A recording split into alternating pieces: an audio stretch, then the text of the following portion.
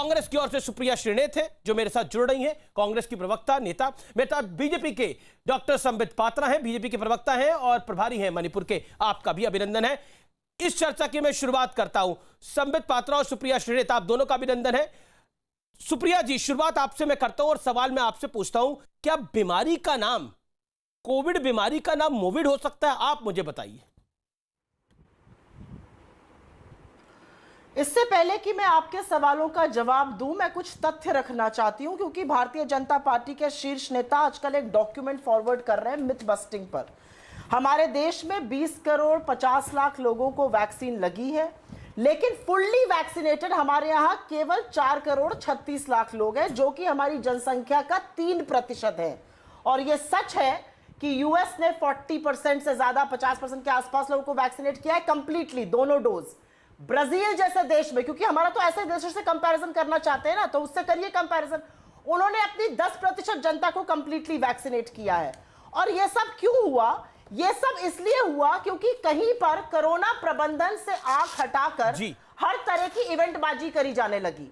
जब पूरा विश्व अक्टूबर 2020 तक अपने 3-3, 4-4 फेजेस ऑर्डर के दे चुका था वैक्सीनेशन पर, और राहुल जी जो प्रेस कॉन्फ्रेंस थी वो वैक्सीनेशन पर थी, हमारे देश ने पहला ऑर्डर जनवरी 2021 में मात्र 1 करोड़ 60 लाख ड्रग्स का, वैक्सीन का दिया।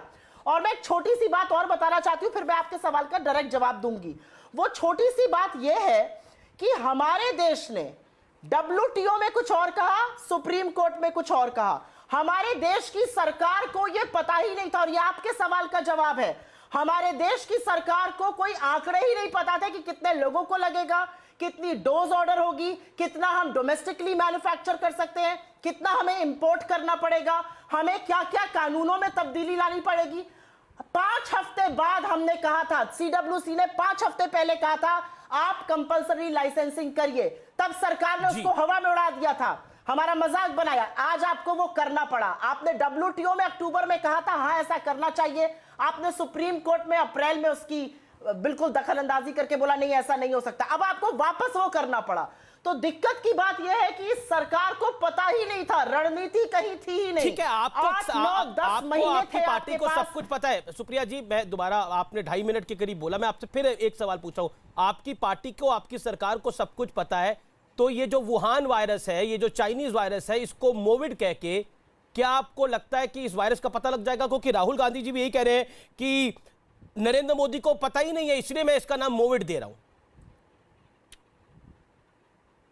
नहीं, उन्होंने ऐसा नहीं कहा है, आप उनकी बात को उन्होंने बोला है, मगर मोदी जी के एक्शन, मैं आपको बता देता हूं उन्होंने क्या बोला है। उन्होंने क्या बोला है मैं आपको बता देता हूं।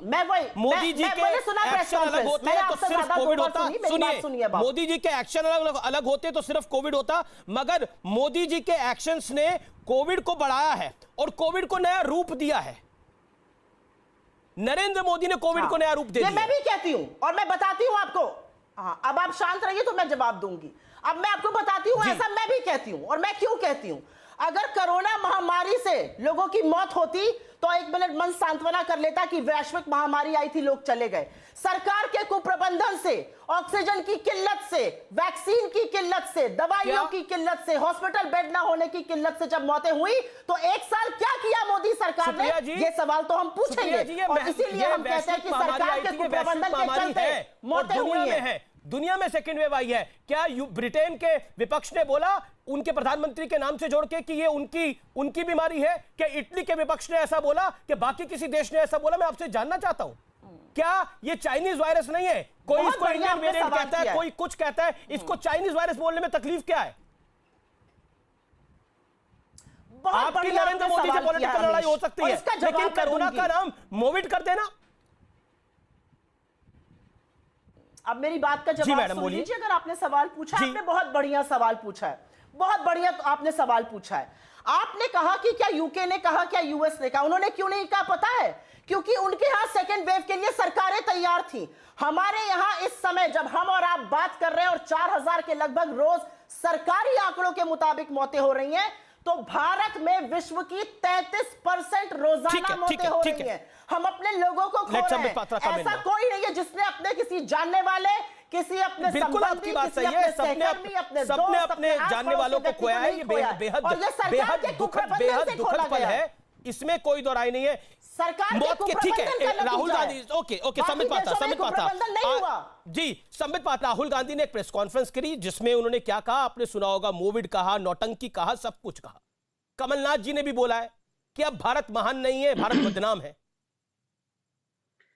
देखिए अमीश जी, मैंने कमल